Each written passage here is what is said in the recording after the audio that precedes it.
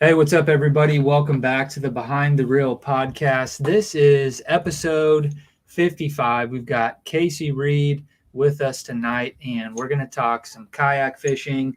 Excited to have him on. He's done some really cool Humminbird videos. He's got some other stuff going on over there on his channel. If you guys want to check him out, go do so over there on YouTube. Casey Reed Fishing is where you can find him on YouTube. You can also find him on Facebook. He's got a nice little following there as well. If you are from his socials, go ahead, drop a comment in the comment section. We appreciate you guys. If you're not subscribed, go ahead, subscribe to the channel. We've got more content just like this coming up just about every week. So we're going to go ahead and bring him on. I do just want to encourage you guys to communicate with us over there in the comment section.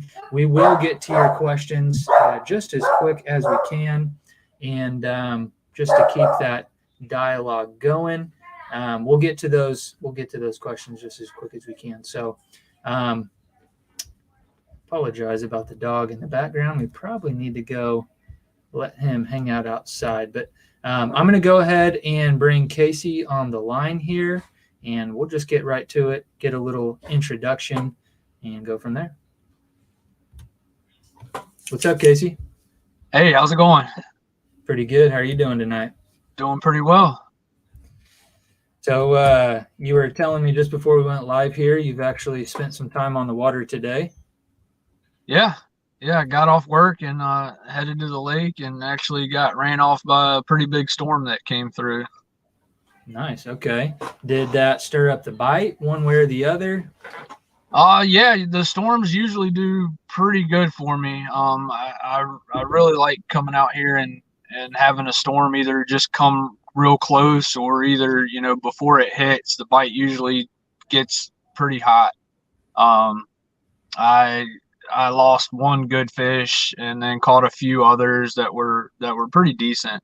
But right before the storm picked up. But yeah, unfortunately, I lost that one good one. Okay. Where are you at in the country? I'm in Virginia. Okay. And I saw you posted a picture today of you pulling a big old fat one out of the water there next to the kayak. Is that an average size fish for you, or was that kind of a big deal?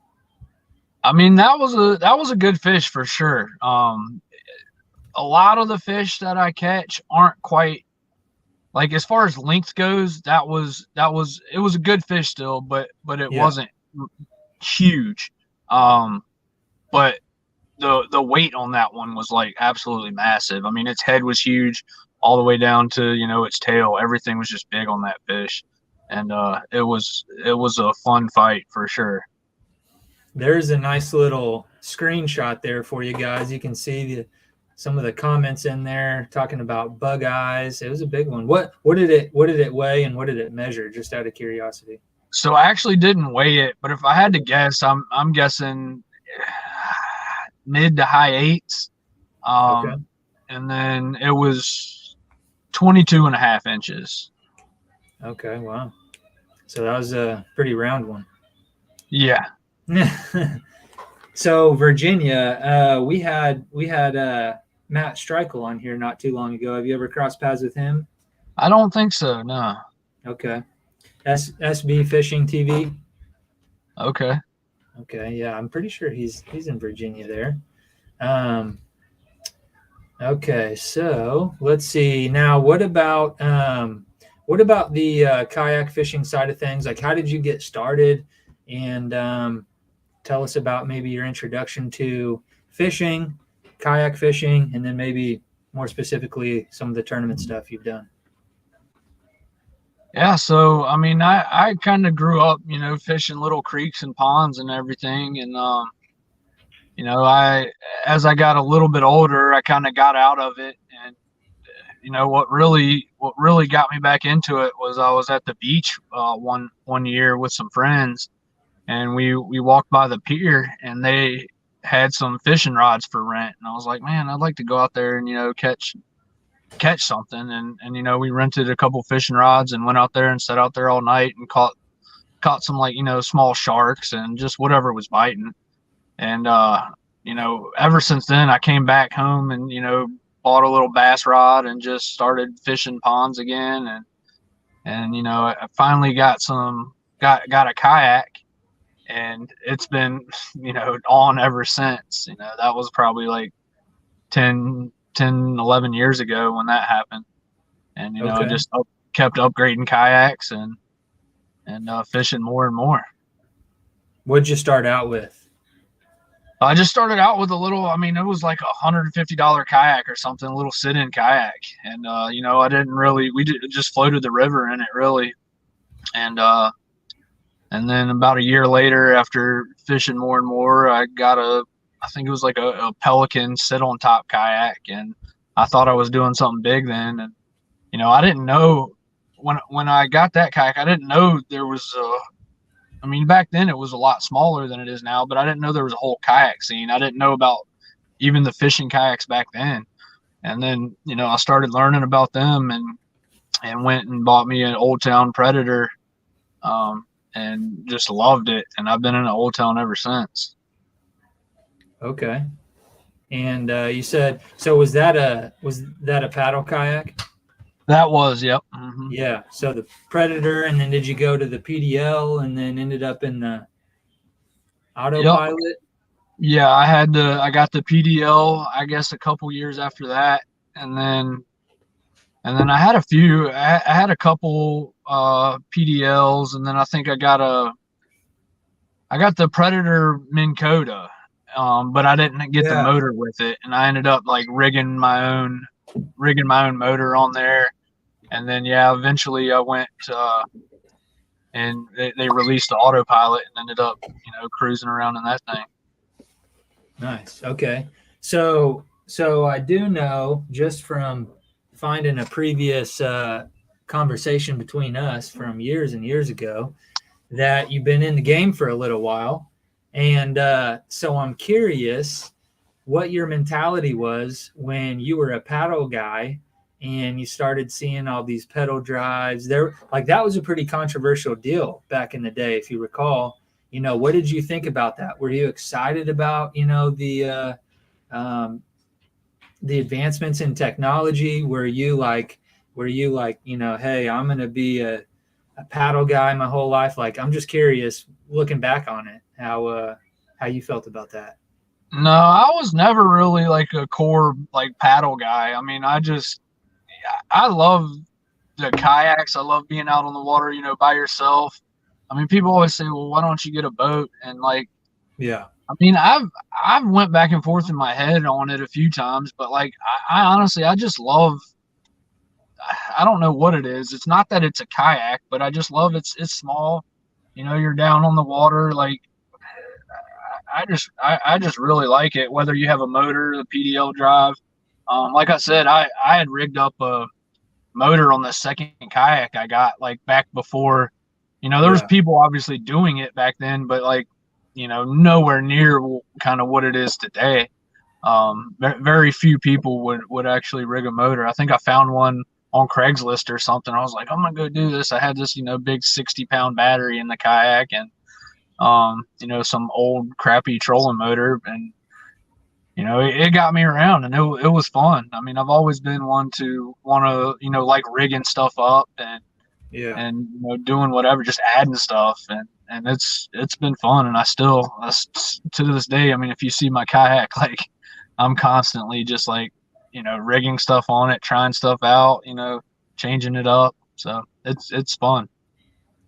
I think that's a big part of it, is being able to customize it, you know, maybe a little bit more than you can on a bass boat, or, you know, obviously there's an affordability factor there, but you know, you look at everybody's kayaks and they're just a little bit, everybody's just a little bit different, you know? Yeah. I mean, that's very true. Like, you know, you see most bass boats and they're all basically rigged the exact same way.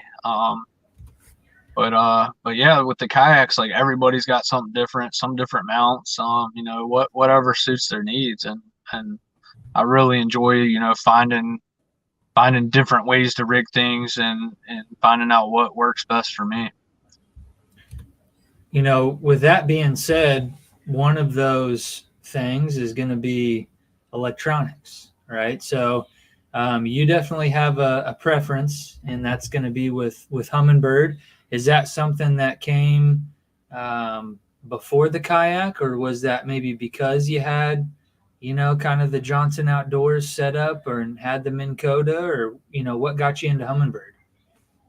Yeah, so the first fish finder I had on a kayak was a Lowrance like Elite or something 4-inch screen, and I put that on there. It was cheap. I think it was like $100 or something, That was $150. that was my first one too. Yeah, and I mean, I loved it, and actually trying to learn it, get it figured out, um, what was so much fun. I mean, I've always been into computers and stuff like that, so having that kind of technology has always piqued my interest. Yeah. So yeah, with the my affiliation with Old Town, that kind of pushed me over to Humminbird, and I got the Helix 5 was my first Humminbird, and it Yeah. had the side imaging. That was I don't know how new side imaging was back then. I feel like it was fairly new. I don't know how long it's been out, but I couldn't figure it out. It took me forever, and I never used it. And then one day I sat down. I'm like, okay, I got to figure this side imaging out. I just watched a bunch of videos and went out and just put it on side imaging. Just trolled around and was like really trying to figure it out. And like it was like one day it just clicked. I knew what I was looking at. And when that happened, I'm like, man, this 5-inch screen has got to go. We got to get something bigger. And I went with the Helix 10, and I just haven't looked back since. I mean, the side imaging, now the 360, and now the Mega Live. I mean, it's the technology is unbelievable. Yeah. What would what would be your most crucial, your most, like, if you could only have one, let's say side imaging, 360, Mega Live. You had to give up one of them. Which one would it be? Or if you could only have one of them, which would it be? Let's do that. If you could only have one of those three pieces of technology, what would it be? Yeah, so I've been contemplating on doing a video about this, and Stay so tuned, guys. Casey Reed Fishing on YouTube. Go get subscribed if you want to see this. yeah, so like obviously side imaging is on your regular transducer. Yeah. So that's going to be the easiest to do. You don't need any additional mounts or anything like that. So I mean, if you take the side imaging out of the equation for that, and you just talk about your live and Sure. your 360, Yeah. I mean, I'm still I feel like I just now gotten real comfortable with the live and really got it figured out and understand it and am doing well catching fish using it. Yeah. But before that, I would have said probably just get the 360. That's helped me for years. The side imaging and now the 360. It's just unbelievable being able to find brush piles, find the structure, and then sit there and see exactly where it's at, no matter how your boat's turning, and be able to make those casts directly to it. I don't use the 360 a whole lot to find fish, though Right. you can see fish on there, and you can watch them to a certain extent. But the live, I think it would be the one that I would have to hold on to. Okay. It's just been it's pretty unbelievable just being able to scan around and see exactly where those fish are. Yeah. Okay. And you can kind of duplicate some of the same information between the Mega Live and the 360, I suppose. You could scan it around in a circle and still be able to pick up the same information, I guess. Definitely having the live return is something that is an advantage with the Mega Live, obviously over the 360. But yeah, I don't know. I don't know how I would. I would almost say that my style of fishing, I would probably choose the 360 though. I'm Yeah, just I mean that was like I said, that was my original thoughts. Like I said, I was contemplating doing that video for a few months now, I think and you should and do I'm it, kind man. of yeah. I mean, I'm definitely going to, and I'm just kind of glad I waited until now, because like I said, the past month I've really been catching a lot of fish using the live, catching some Okay. suspended fish using it, and you know before probably 30, 45 days ago, I would have said I'd pick the 360 as well, if you could just get one. But Do you, honestly, now the live is what I'd say. You know, you gotta get, just because of that live aspect. I mean, you can still see all those brush piles. You yep. can still scan it around and see everything you can on the 360. A little bit different, like you mentioned, but you can still see that stuff and pinpoint exactly where it's at. Yeah. Yeah, for sure. Um, do you think that that is going to change? Like, can that be a seasonal deal? Do you think that the 360 will start playing more of a role once the leaves start falling? Um, I guess it could. I mean, for me, like right now, the fall, the fish are really starting to move a lot more, and you're able to really track them and follow them around. And you know, I think maybe for me, you know, the fall may be the best use case scenario for the 360. I mean, I'm sorry, for the live, For the but live? my answer could change in a year from now, just as I Yeah. continue to, you know, use it and get better at it and use it throughout, or feel like I'm comfortable with it throughout all the seasons. Yeah. Uh, So I'm assuming that you weren't targeting those. Were you just not fishing for those fish? Do you feel like before? Are you fishing for a totally different type of fish now that you have that, or were you still doing the suspended fish stuff and just having to go about it a different way? so yeah, I mean, as far as right now, unless the fish are just doing something completely different, if they've been there every other year, I didn't know about it. So yeah, I'm definitely finding different fish and fishing for them different. Okay. Okay, so I left this up on the screen here, and this is a video that you did. It's tips, techniques, and tight lines. I like the series name there. So is this something you did on this rod, or was this kind of an overall chatterbait video? Um, it's to showcase the rod, but Okay. it's just, it's not a super in-depth video, but it just shows the rod and kind of tells a little bit how I'm throwing the chatterbait, at least at that time, and kind of a little bit on how I have it rigged. So yeah, it goes over all of it. I mean, like I said, showcasing the rod and then giving a few tips on how I'm throwing it and where I'm throwing it.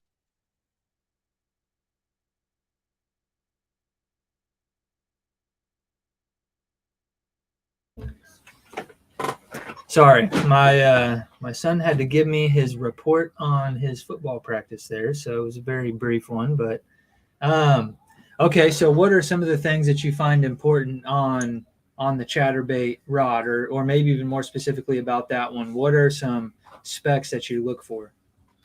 So I really like the length of that. I mean, it seems like a lot of the chatterbait rods are a little bit shorter, but I don't fish a whole lot of grass, and I just like fishing open water with it a lot of times. So I Okay, like that extra length and just being able to bomb cast. I mean, is really what I like about that rod. okay. What is the length on it? So it's a 7.4. Okay. And then that is it like a composite glass type setup? No, it's not. It's what is it? I think it's carbon fiber is what they use. I Okay. should know that off the top of my head, but yeah, I think it's a um, carbon fiber material. And is that a seasonal bait for you, the chatter bait, or do you kind of fish that all year long? I know some people do. Yeah, so I've gotten to where I fish it. I mean, most of the year. Yeah, I mean, up. We were down in Florida fishing it in January, and then Wow. I'm still fishing it here in Virginia right now. So yeah, it's been most of the year. Is that a bait that you like to use when you're catching fish on Mega Live? I haven't really benefited using it on Mega Live, but I feel like come next spring, that's probably going to change a whole lot. It sounds like you've kind of dialed in the whole Mega Live thing within the last month or two. Is what I'm hearing. Is that accurate? Kind of Yeah, gotten so comfortable with it. yeah, I've actually found a bunch of fish, here where I fish, and they're kind of piled up, and it's just been really helpful to have a group of fish in a couple different areas where I know they're at, and to be able to watch them and see them and cast to them. So yeah, I mean, in the past month, it's helped me tremendously. Like, I guess it's more just gain confidence using it more than anything, but just over and over, and just be able to repeat the steps rather than, like, going and seeing a couple fish here and there and catching one, but just being able to do it multiple times in a row has been really helpful for me. Heck yeah. And how big of a factor is your Lakemaster mapping? So when I go to new bodies of water, having the Lakemaster maps is awesome. I have not only have it on my graphs, but I have it on the app as well. Yeah. And I just actually, a buddy turned me onto that this year, and he was showing me all the maps and how he's finds a lot of his spots, and I had never used it on the phone before. I've always used like the Navionics, on the phone, Yeah. and having that Lake Master is freaking awesome on the phone. When you're at a tournament, you can just be sitting there during practice. Usually I'm in bed, the night before I'm going out looking for spots, and the detail on it's amazing. Having all the contours, and they just do a great job at a lot of different lakes Yeah. on their maps. Yeah, definitely. And having that color shading is nice.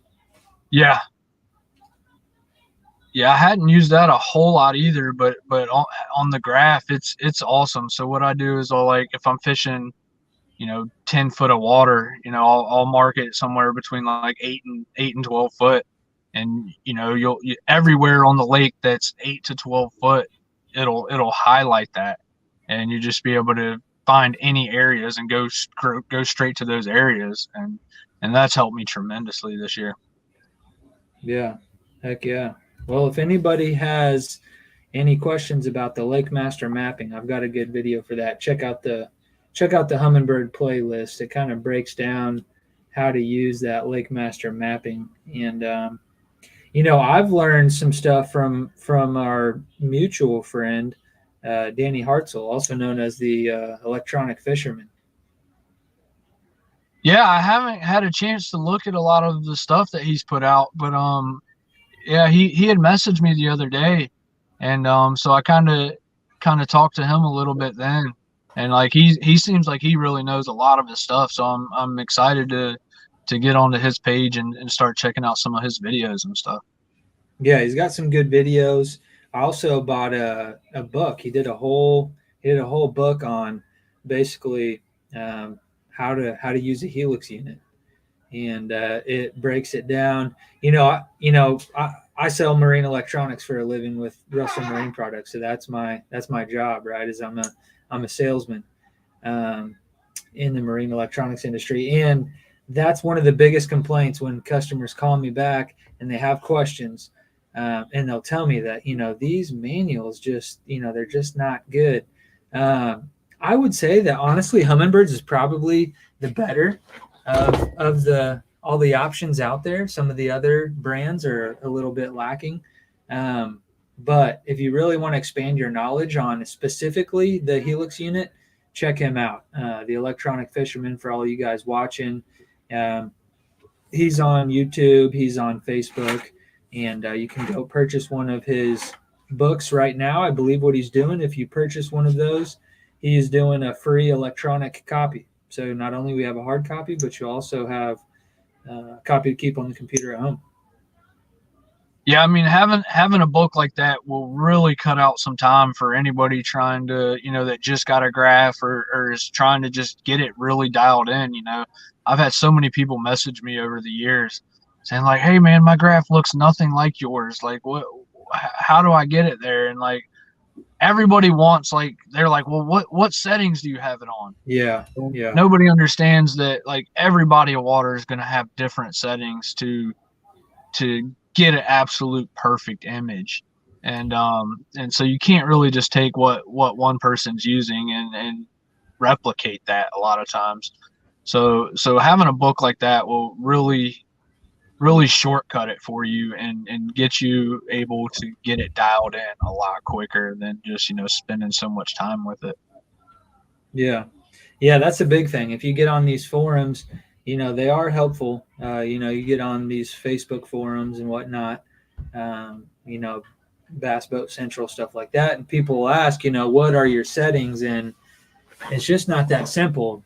Guys will call me, what settings do I use for live scope? What settings do I use for Mega Live? And I mean, the biggest thing I think with at least the Humminbird, and really all of it is pretty similar. But as you just start at you start at the default settings, and you're probably not going to have to veer very far off from those settings. So like on the Helix units, we're kind of used to 10 out of 20, or whatever it may be, and you might be a 13 or you might be a 7, but you're probably not going to be a 20 or a 1, for the most part. Yeah, and I know with Humminbird that they had sent out some like recommended settings for the Mega Live when they sent out this new update, because they were just getting bombarded with questions. And like what they said was that the default settings are really, you shouldn't have to change much from there. Just like you said, like they really try to make those default settings the ideal settings. So and those are going to be ideal, like you say. Maybe if you're fishing super dirty water and I'm fishing super clear water, that setting is going to be somewhere that's good for both of us, right? It may not be great for either of us, but it's going to be somewhere kind of in the middle. So I might have to turn my gain up or my contrast up or my sensitivity down, but they are really good default settings for sure. Shout out to Levi Schneider. I forgot I've had this comment up here on the screen for quite a while now, but he says, hell yeah, I'm rigging my fish finder on my new to me PA14 right now, listening to this. So I appreciate you, Levi. I'm curious to know what graph you're rigging on the new Hobie. And then he also commented here and says that he is the Marine lead at the Bass Pro that he works at, and he's never had anyone tell him that their graph manual helped him out. Yeah, I mean, I can see that for sure. Like, I mean, I'll go through the manual every once in a while if I, need to kind of figure out some nuance thing. But like, yeah, it doesn't really help you get your images really dialed in. But like I said, Humminbird had sent out. They had sent me this whole sheet about the Mega Live. And like something like that, what they sent like should really be in the manual, because they were saying basic things like with the live, if you want to track your lure better, turn your contrast up, or if you want to see clearer images, turn your contrast down. Just like things like that is really what helps people out. And I did a video, kind of going over all that stuff, which did pretty good, just because it was very very simplified. It's like Yes. that's what people want. They want to know. Well, I can't track my lure. Okay, well do this. So just very simple things like that are really going to help out people. Yeah. So is that the best settings for the Humminbird Mega Live? Then I'm assuming. Yeah. Nice. And you got a nice thumbnail there. That's the 1.170. I was having some issues, to be quite honest with you. I was having some issues with my Mega Live up until that update. And up until that update, I'm running Gen 3 units. And I was having issues where almost was unusable. And I think a lot of those issues were with the Gen 3s specifically. But but that 1.170 pretty much cleared all that up. So I've had a couple times where it might freeze up on me or something, but not anything like it was before. Yeah, this update I think has been really good. It's definitely got me to where I can see a lot further, a lot clearer. And the one thing that I still haven't gotten dialed in yet is being able to track lures. And I think it's, for me, in my opinion, it seems like it's really hard in a kayak, especially if you're in any wind, because you're constantly just getting turned around and blowing around. So it's really hard to keep that live pointed directly at, where your lure's coming through. So that's kind of been hard for me, like tracking a jerk bait or something like that. Yeah. But being able, I've really benefited from being able to like cast a big worm out there and see where it hits the water and watch it drop to the bottom. And I've literally just been able to, cast a little too far and be able to pull it back and then just like drop it right on top of some fish or right on top of, a brush pile or a stump or whatever it is. So that's been really nice. Whereas before I couldn't see it, past 40 feet. Now I'm seeing it at 60, 70, 80 feet, just, hit the water and drop to the bottom. Nice. Okay. Heck yeah. So this is something too. So Levi's putting a carbon 9 on his kayak there. Great unit. Definitely a great unit there. He's thinking about adding an Elite FS9 with it later. I noticed you've got the two unit set up on the kayak. What do you think about that? What are your main reasons for doing that? So my main reason for doing that was when I got the 360. I knew that I wasn't going to want to have the 360 in the water all the time. And I wanted to be able to have side imaging still. So what I did with the two graphs, I have the regular transducer going to one and then the 360 going to the other. And I can run side imaging and 360 off the separate transducers at the same time. And Yeah, like I think that in my opinion, that's the only way to go if you're going to run 360. Like I said, I've just been such a huge advocate for the side imaging, that I didn't want to give it up if I pulled my 360 out of the water, to make a 2-mile run. Like I always have that side imaging on to see what I'm passing by, if I'm passing by brush piles or whatever. I love being able to see that, no matter where I'm at. yeah, I think that makes sense, especially in a motor-driven kayak. So I had mine rigged up on the Pro Angler and an Outback, and completely pedal driven. And so I would just keep my 360 deployed as I'm pedaling down the lake. And that's where I would always get my side imaging. For those of you that aren't aware, and I have people actually that call me all the time at work and ask me, how do I run my side imaging transducer, and my 360 to the same unit? And I tell them, hey, it's possible.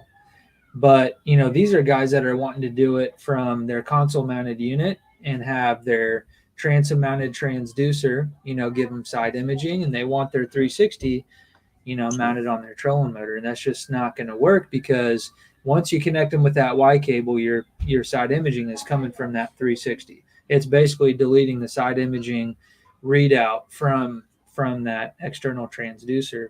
So that's why Casey has two units. He's got one that's directly ran to his 360 and one that's directly ran to his side imaging transducer. So 360 can give you side imaging, but you got to have it in the water for it to do so. Yeah, and I've noticed when I have it down and I have the motor going, I lose, half a mile per hour just drag, because I got the 360 and now the live in the water. So yeah, I'm constantly pulling those up and down, especially if I'm running any kind of distance to another spot. Just I just like being able to move and get there as quick as possible, especially in a tournament setting. Yeah, for sure. And that kind of leads me to my next question. What kind of mount are you using, or have you fabricated something up on your own for the 360?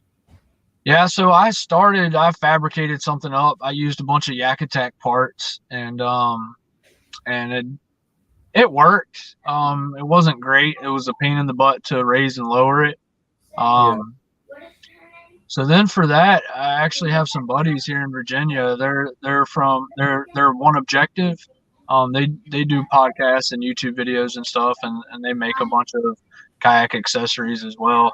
But they made a 360 mount, which is you mount it to the track, and you can raise and lower it out of the water, and it really works really good.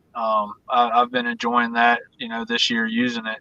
And so I've been using that for, I guess this year is when I started using it, and it's worked really great.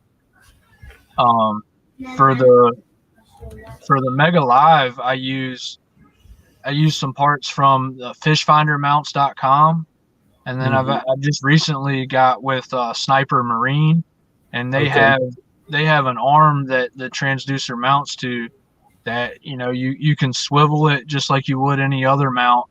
But you can also, it's like the handle's like a throttle, like on a dirt bike, and you can just slowly tweak it just by turning that handle just a little bit. It's been really nice. I was trying to find a picture maybe here somewhere to see if you have an up close shot of your setup there. But okay, is that the One Objective deal right there? So I think that's the. Was that an older? The fish finder mount. Yeah. That's the. Nice. Yeah, but that's kind of a good picture up here I had on just a minute ago, showing you guys what kind of information you can get with that combination. So you've got the 360 here to show you, kind of that bottom composition. You're going to see brush piles really well. And then you're going to get the information over there on that Mega Live. It's going to show you a lot of the same thing, but it's going to show you a very small portion of that just in real time. So is that a fish that you would have caught on the Mega Live then? Looks like there's a couple marks there that might be suspended fish. Yeah, so I'm not sure what picture that is, but yeah, I think there's a stump somewhere around there if I had to guess, and I probably saw that fish, on around that stump. See it with the 360 and kind of dial in, with the Mega Live. There's another little video of you scanning around. That's kind of a cool deal there. Yeah, and what I've noticed recently too is it's pretty cool because like you can see like drop offs and stuff with the 360. You know, Mhm. where you'll have it'll start getting brighter or darker, and Right. from my experience, I can tell those are drop offs or humps or whatever. Yeah. But now actually being able to scan over it with the live and actually see the actual contour change and see like, well, it's a 5 foot drop right there. Like that's been really cool. That's been kind of a neat thing to actually see. Yeah. Absolutely. And then maybe even compare that to some of your Lakemaster information too. You can kind of see it all come together at that point. Like, oh, okay, well, that's where that's at, and Yeah, help. it really just builds you know a 4 dimensional picture for you. Just all the different bits and pieces that you're taking from the different technologies. Yeah, yeah. What's up to CBG? Appreciate you joining us. Levi had another question here. He says, since both of y'all are Humminbird guys, would you say if someone were to run a Mega Live, that it's worth upgrading to a Solix from a Helix for clearer imaging? I know KVD is running one Solix just for live. So I really don't have any experience with the Solix. I think my plan is for next year to run 2 Solixes. Okay. Um, I've you know it. I've heard issues in the past with them. Um, you Yeah. know, Obviously people have issues with everything, but it's kind of scared me away from them for quite some time. Yeah. With this new generation that they released, I guess earlier this year or last year, uh, I know they fixed a lot of stuff, so I'm like really excited to give them a try and see if they work for me. I mean, having a touch screen I think would be so nice. I know they're pretty power hungry as well, but yeah, I mean, I'm very interested to try it and see for myself. What the better screens on them, and just see what other benefits I can get out of it. You go to 210s at that point, or do you ever see yourself with 212s on the You kayak? know, I wanted to go to at least 112 and a 10, but I think I'm gonna be um I think I'm gonna stick with two tens. Do you I have notice? a I'm Sorry. sorry. Well, you got them both on the same side of the boat. Are you a little bit? Are you tipping Yeah, over so one so side a I've little I've bit? noticed it. Yeah, I've tried to do because I wanted to keep everything on one side, so I have the live, the 360, and the 2 graphs all on one side. And that's another thing I'm a little bit worried about with the Solixes because I know they're going to be heavier. But but I've tried to counterbalance that with my batteries inside the hole, and I'm gonna really do a little bit better at that counterbalance. Next year on my boat that I'm getting ready to start rigging for next year. So it hasn't affected me at all. Like I have noticed it, leaning to one side a little bit, Yeah, especially if I'm sitting towards that side on the seat at all. It'll lean that way, but it's never bothered me, and it's not hugely noticeable. sure. Okay. Yeah, I've noticed that you've got more guys that have gone over to the Solix with the Mega Live. Now whether that's because of the better screens or in certain situations better screen resolution. You're going to get a better screen resolution out of a Solix 10 than a Helix 10. Once you go to 12-inch units, 12-inch Helixes, you'll get the same resolution, but the Solix definitely has a better screen. So just I guess the material it's made of, or not really sure, but those Solix guys definitely get just a little bit better image than us Helix guys get. I've noticed, um, but yeah, I've noticed a lot of people switching over to them for Mega Live, and some of that I think that the Solix units, these new Gen 3 units, like what you're talking about, have had less issues with running that Mega Live. Yeah. So, but you've seen guys, you saw KVD for, you mentioned him, Levi. He went all Solix, and then he immediately went all back to all Helix units. That was just a year or two ago.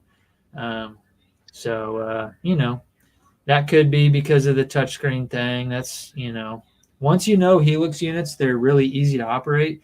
But if you're not used to Helix units, the guys that are coming from like Lowrance or Garmin, they're just completely baffled by it. They're like, I can't run that unit. They just don't get it at all. Yeah, and that's like that's also what has me nervous about switching to the Solix, is I've been on the Helix for so long that I I know what to do and where everything's at, and I think it's going to be a little bit tricky to get used to, but I definitely want to at least try it out and give it a good shot. And they're better overall quality graphs, so I'm hoping that they will work well for me. Yeah, and they will. They will. They're a good unit for sure. So hard to get a hold of. That's definitely been a thing here lately, but started to see some more Humminbird units become available. So hopefully you can get yourself a Solix unit at Russell Marine Products here before too long. What about some of the other companies that you're working with? I know, are you working with, is it Dakota maybe? Yeah, Dakota Lithium. And so what kind of battery power do you have on that thing? So for the motor for the autopilot, I've been running a 100 amp battery for that. I've got it's the 135 amp, which is a little bit smaller profile of a battery. I haven't got it put in there yet, but I'm excited to try that out. Just for that extra power. It's not very often where I can even kill a 100 amp battery in a day, but it can happen. Usually I got to run like 10 miles in one direction, but sure. But you said having power. Yeah. And so that's running is that running the motor? So that's just running the motor. For all the other electronics that I have 3 23 amp batteries that I have inside the hull, and those run the Helixes, the Live, the 360, cameras, lights, anything else the power poles. Okay, so you're running the micro anchor? Mm-hmm. Okay. So I guess just run us through that. So you've got the two. What are you running, 9s or 10s or? I got a 9 and a 10. A 9 and a 10. And then are you doing let's see, so you're doing Mega Live, you're doing Mega 360, you've got the micro anchor. What don't you have? I've got 2 of the micro anchors now.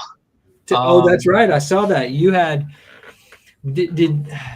yeah, I gotta find that one, because that was fascinating. That was something that really caught my eye, because to me, a micro anchor, it just makes zero sense to me to put on the back of the boat. Like I don't get it. That's not the way I fish. If I was gonna have a power pole on my kayak, it would be on the front of the boat.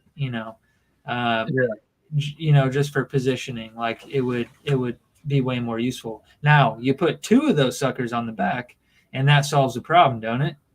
Yeah. So it's been all right. Again, I haven't used it a ton. I really wish I would have got it installed like before spring hit to really do some bed fishing with it and really shallow water. Most of the time, after spring, I'm out deep fishing anyways.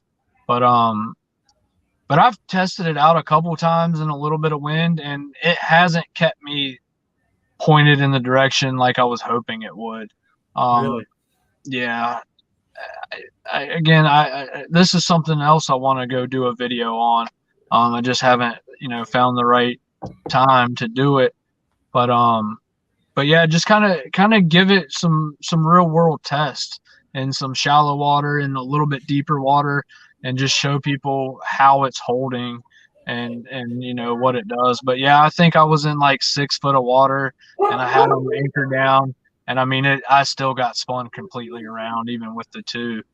And really, that is a little bit disappointing, I suppose. But the video would be good for people who saw the post like I did and thought about going and dropping, $1,500+ on 2 power pole setups. If they had the information, they may not waste that money. They may decide to go spend it on a Mega Live instead or something like that.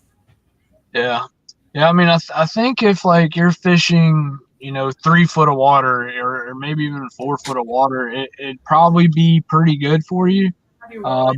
But once you get out deeper, those poles are just so flexible themselves that they can twist and turn, and I think that's I'd love to get an underwater camera and see what was happening, because it kind of blew my mind as it was happening. But I mean, they were both locked in the ground. I know they were. And I just, again, completely spun around, and I think they got twisted up. But again, I think if the shallower water you're in, and maybe even the deeper you can have those into the ground, if you're fishing a more soft bottom where you can kind of really bury them, a foot into the ground, you may not have as big of issues as I was out, 6, 7 foot of water. But have you seen anybody put them on the front of the boat? Like, doesn't that make sense? I mean, yeah, for sure. It just, for me, it would just be so weird, having it up front. But before I got the second one, what I was doing was I got the Yakutak parking pole, I think they call it, and I'd put the anchor, the power pole down, and then I just like stick the one through the scupper holes. And that was really working well for me, because it would just lock me into place, and I could sit there and fish for a bedded fish or do whatever I needed to do without turning. And even before that, I was kind of using my motor as well. Obviously, you can't do that in a foot or less of water, but I was like, I'd have my motor just on like 3 or 4, just going straight. And it would keep me pointed in that direction. It wouldn't work flawlessly all the time. If a big enough gust came up, it would still turn me a little bit, but I'd be able to correct it easily, and kind of stay pointed in that direction. So like, there's a few different things you can do to help with that. But yeah, I mean, I was really hoping the 2 power poles in the back would just like, you could put them down and you'd be locked in that position. But unfortunately, from the little bit of testing I've done with it so far, that hasn't quite always been the case. Okay, fair enough. That kayak's got spot lock, doesn't it? It does, yeah. Yeah. So is that something I would imagine you're using quite a bit offshore? Mm-hmm. Yeah. Yeah, it's been a huge benefit for me. They don't have a link model of that yet, do they? No, unfortunately they don't. I think that would be a pretty cool option.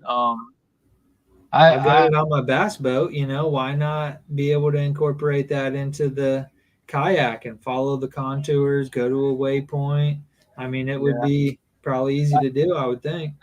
I think you'll see that in the probably pretty near future. Yeah. I know they've probably gotten a ton of emails about it. Be like, hey, how do I link this to my Humminbird? And it just makes sense. It was their first go at incorporating a motor into the a motor like that into a kayak. And I mean, I really think they nailed it with it. But yeah, there is things like that are missing. And I just feel like they were just, they probably didn't think people would want that, but it's like, we want everything that we can get. So, yeah, I'd be very surprised if they didn't add that in the near future. Yeah, I mean, because like the guys that are running Motor Guide, they can do it with Lowrance if they want to. All those XI3s you see out there, those guys can do it. So, and I don't know if they may not even make a 12-volt iPilot Link to Rova. I know they don't make Ultrexes, 12 volts, but I wonder that I bet you they do. I bet you they do make a Link 12 volt to Rova. So I don't know. I may end up having to do that with my kayak since I've got the Hobie. Go with the iPilot Link to Rova and network that all in. It'd be cool. Yeah, I think that would be awesome. Obviously, that's definitely the next step for these Old Town kayaks. My bass boat, I've got my whole 5-port switch filled up. So I've got the 3 units, I've got the Ultrex trolling motor, and I've got the Mega Live, and then I've got the Mega 360, but that doesn't tie into my switch. So I've got all 5 ports filled up. If I add another unit at some point, I'm gonna have to get me another 5-port switch. So that'll definitely be on the list. Well, heck, you've got one too, don't you? The Ethernet. Yeah. Mm-hmm. So you've got all your stuff talking then. Yep, everything's linked together, and yeah, it's. I think you could get away with not doing it, but like it's so nice having it. Oh, and that's another thing I just thought of, that with the Solixes, I'll be able to share maps with it finally. That is handy. Instead of having to have the graph on one of the screens, like I'll be able to just pull it up on either one, because I'm constantly changing it up for whatever reason. But like sometimes I'll have my Mega Live full screen on the 10-inch screen, and then sometimes I'll be like, well, I want my 360 to be a little bit bigger today, and with the maps on there, so yeah, having those Solixes and being able to share the maps now as well will be really awesome. Yeah, definitely. Okay, so CBG's asking, is Dardanelle your next event? No, I'm not going out for that one. Have you fished there before? I haven't, no. I don't know. I've kind of heard mixed reviews on it. I think it can be a really good lake, but I don't know. I don't really have any intel on it. Yeah, I don't know much about it myself either. But yeah, just like you, I've heard people that seem to love it, and some people that have really struggled there, which I guess that's just about anywhere. But yeah, for sure. And then he was asking if you think the heavy duty poles would be more beneficial. Yeah. Do you have the heavy duty poles? I'm not sure. I'm not sure I know what the heavy duty poles are. I don't know. Is it something that Power Pole makes, I guess, or is it somebody else? I don't know. Yeah, I'd have to look it up.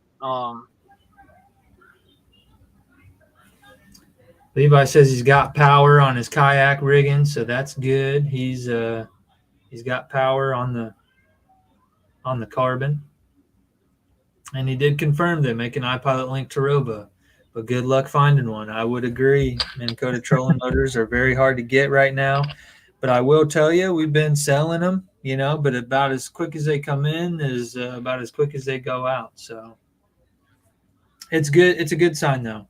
It's a good sign for these guys that are getting into Humminbird units, or that want to get into Humminbird units. I sold 3 or 4 Mega 360s last week, so that's pretty cool. Haven't been able to sell one of those in a while. Mega Lives, I got. If you want a Mega Live, if Casey Reed just convinced you tonight that you need a Humminbird Mega Live, give me a call at Russell Marine Products. Ask for John, extension 407. Shameless plug.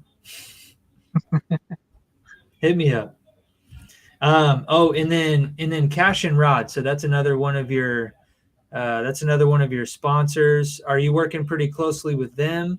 You got anything in the works? Anything you want to say about this? I don't have anything specifically in the works, but they will have some new things coming out pretty soon. Not really supposed to mention too much about that, but be on the lookout. And they've got some kayak specific rods, don't they? Yeah, so they have the kayak series. Yeah. They have 5 rods. It's that chatterbait rod. They call it the chattergrass. Jody Queen and Corey Dreyer really had a hand in designing that rod, and they really made it perfect for their style of chatterbait fishing, which is generally like heavy grass, and they love it. And they've gotten me into throwing a chatterbait a whole lot now, and I'm loving it. And the whole kayak series is really nice. So go check those out if you haven't seen them yet. I really like the worm and jig rod. I have a video out about that as well, and it's got a counterweight on the butt, and like that. I've never had a rod with a counterweight on it, but man, it's awesome. It's like that's the most sensitive rod I've ever held in my hands, and I can't say enough good things about it. Okay, heck yeah, check the video out, guys. If you haven't done so already, go check them out. Casey Reed Fishing over there on YouTube, and he'll be putting out some more content. He's do you have any like tournament type videos? Do you ever show like your tournament experiences, or are they mainly going to be kind of tips and stuff like that? It's mainly tips and like mods videos and install videos. I've tried to do a few like full tournament videos, but like it just never comes together. I'm always like, I'm just always in the zone when I'm in. I want to do better about, kind of talking to the camera a little bit rather than just fishing. And it either I don't do that at all, or like I'll start out the day kind of narrating the video and just going through, what's happening. And by the end of the day, I'm just like tired and beat and just, not caring about it anymore. Or the, GoPro gets full or cuts out or something, something always happens. But I do plan to try to do that more in the future, do some better fishing videos, even though like kind of like I said, my thing's more just like showing some modifications and stuff that I do, the add-ons that I do. I got my new kayak for next year. I got a bunch of stuff that's ready to get installed on it. So my plan is to just do a whole walkthrough on the installs that I do and everything that I add on to that kayak. So I think that'll be pretty cool. I think a lot of people will like that. Yeah. Something that's something too where I've always, or I don't know always, but recently kind of tried to make it a conscious effort to speak more to the camera. It's almost kind of like creepy how little that I actually make noise when I'm fishing. Like I don't talk to myself. I'm not like I'm thinking all these things in my head, right? But like I'll go back, and unless I'm making a conscious effort to like speak into the camera, like I just don't talk while I'm fishing. It's kind of creepy, really. Yeah, I mean, I'm kind of the same way. It's just locked in. Like this is what I'm doing. I'm putting all of my effort, on doing this, and it's just like everything else doesn't even exist at that moment in time. Yeah, exactly. So I know exactly what you're talking about. So I don't know. So here's my solution, and you can maybe give this a shot too. But this is an idea. It hasn't been proven yet, but I'm thinking that I'm also going to wear a chest cam, and then also have like a nice mic, just maybe as a reminder, like I'm supposed to talk. I don't know. That's my idea. We'll see how it goes. Yeah, I've been wanting to get some sort of like lapel mic or some sort of better mic for my GoPro. But yeah, having that be a good reminder. Hey, like focus on the tournament, but also, you're trying to do this as well. Yeah. So obviously in that situation, the catching fish and doing well in the tournament's gonna take precedence. So I don't blame you there. Okay. And then let's see here. You had, who did we not mention? You got Fish USA and Catch Products. What kind of deal do you have going with them? So with Fish USA, yeah, I've been sponsored since 2009, I think, by Fish USA. Wow. You know, they've been super helpful to me over the years, and I really love those guys. They actually just let me do them and Cashion kind of got together, and they came to me and was like, "Hey, we want to do a giveaway." Well, they said, "We got some stuff we want to give away. We want you to do it." So they gave me Cashion gave me a rod. Fish USA gave me a gift card. You know, Fish USA sells Cashion. So like they wanted me to take them both, go on Instagram and do a giveaway, which was really fun to do. I really enjoyed doing that. So like these companies that are helping us kayak anglers out are just I couldn't be more stoked on it, just because like we need more of that kind of stuff. We need these companies to really start backing us and helping us do what we love to do, which in turn helps the companies, you know. So like having the support of these companies that really back me and really support me is awesome. And I mean, in reality, I couldn't do as much as I do without them. Very cool, man. Yeah, no, that's got to be I don't know, kind of a I don't know if a humbling experience is probably not the right word, but maybe it is. You know, where you have these big companies that are way bigger than you know, that are asking you to help promote their product, and they've come together just completely behind the scenes, you know, and thought that you were the best candidate to do that. Like that's pretty awesome. Yeah, I mean, I couldn't tell you when they came to me with that, like my mind was blown. Like, Like I mean, me, like seriously, like serious. yeah, I couldn't thank them enough for allowing me to do that, because Yeah, not only did that help them out, but again, it helped me. You know, it helped me grow my social media. It helped me gain some followers. It absolutely. got people looking at me as well. So like, Yeah, so yeah. I mean, my mind was kind of blown when they came to me with that, and like I was so pumped, and like every step of the way, I was like, hey, I just want to make sure I'm doing this right. You know, I'm making y'all happy, and they seem pretty stoked on it. So like, hopefully that's something we can get going again kind of later this year. I think we might be trying to do something leading into the holiday season, like Christmas and stuff. Maybe trying to do another one. I can't promise anything yet, but nice. but that may happen. So you know, if you guys are following me, just stay tuned for that. Yeah, and so you're on Instagram as well under just Casey Reed Fishing. Yeah, everything's Casey Reed Fishing. TikTok, Instagram, Facebook, and YouTube. Okay, heck yeah. So if you guys wanna be able to um, possibly win a giveaway in the future, this somebody you want to go follow. Speaking of giveaways, we still are giving away. I'm getting ready to pick a winner here. We've got some people that have helped support the channel. They have bought some behind the reel merch here. We've got hats and shirts. If you want to check it out, I did put it in the description, the video description. You can go over to the Shopify page and purchase one of those things.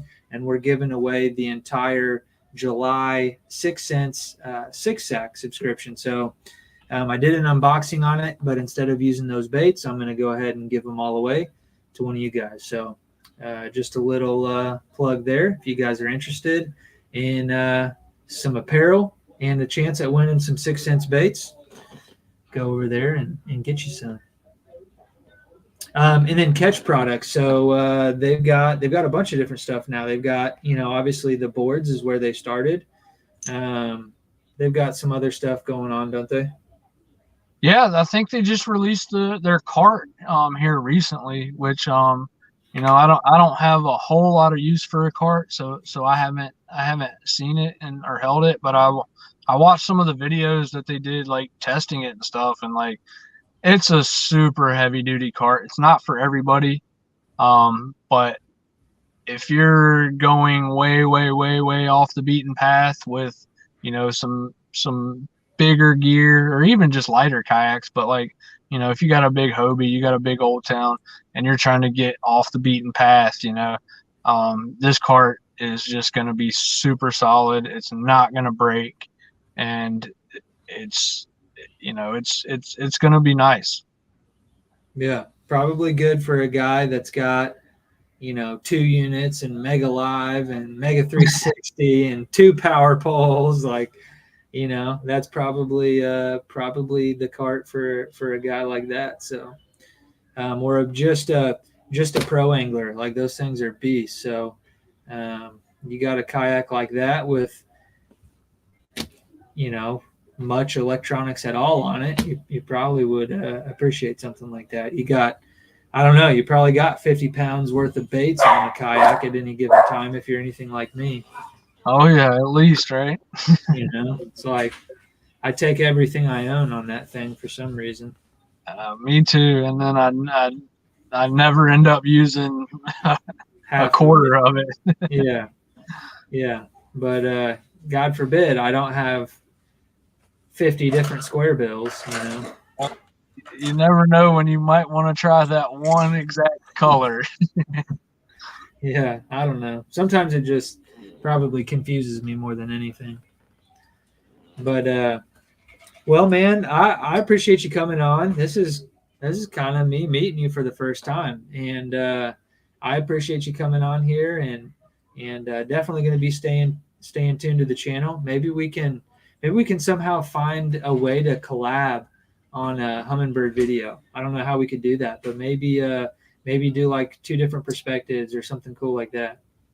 Yeah, man. I mean, I'm down to try whatever. Just yeah, keep me posted. We'll try to get together and do something at least. Yeah. So for all of you guys watching, go check him out on YouTube.